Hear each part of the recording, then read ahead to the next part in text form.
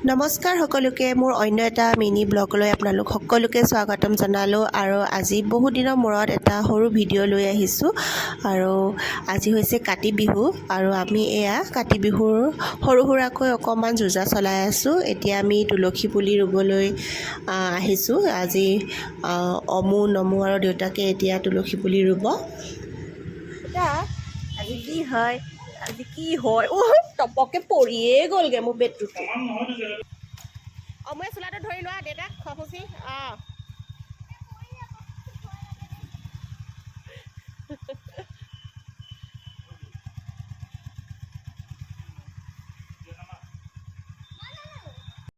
ঘৰত তুলসী গছ ঢেৰ আছে কিন্তু মানে পাবলৈহে নাই তুলসী পুলি। এতিয়া পিছফালে পৰা আনিবগৈ লাগিব আৰু আগফালে নায়েই।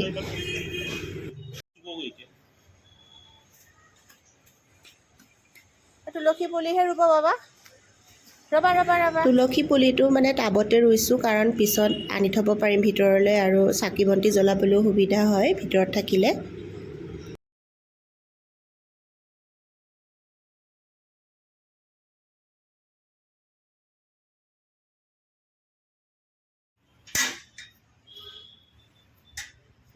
এইফালে গোটেই শেৱালি ফুলবিলাক ফুলি মানে পৰি আছে। ৰাতিপুৱাই মানে কেইটামান উঠালোঁ আৰু বাকী বহুতখিনি পৰিয়ে থাকিলে। মানে আজি কাতি বিহু যে সেইকাৰণে আনিছো। কি কৰিবা? আমি এতিয়া মাটিত মানে ফুল তুলসী পুলিটো ৰুম। বা ব'লা। ঠিক আছে গৈ আছো।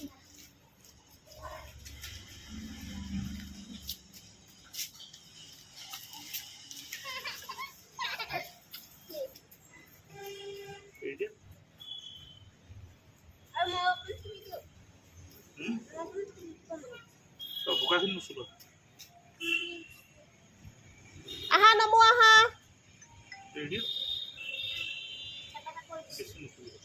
আজি যিহেতু সংক্ৰান্তি আৰু আমাৰ মানে আজি নিৰামিষ খায় আৰু সেইকাৰণে এয়া বনালোঁ একেবাৰে নিৰামিষ সাধাৰণভাৱে।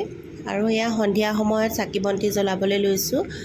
এইবাৰ একেবাৰে নিয়মটোহে কৰা হৈছে। লোকে বহুত ফুটাইছে।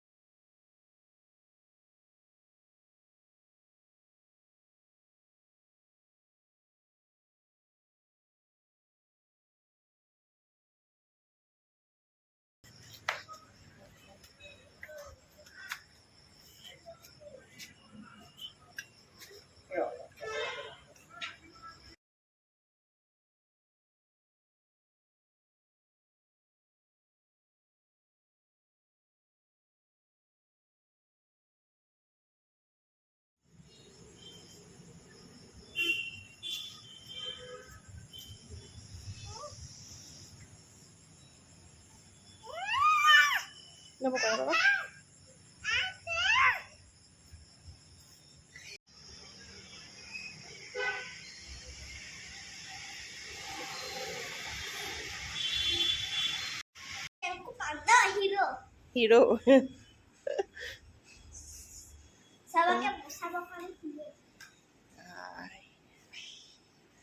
হিৰোটো চা। আৰু ভাইটি ক'ত আছে? ভাইটিটো চাওঁ কোনটো ভাইটিটো? এইটো দুষ্ট ভাইটিটো। নাযাবা।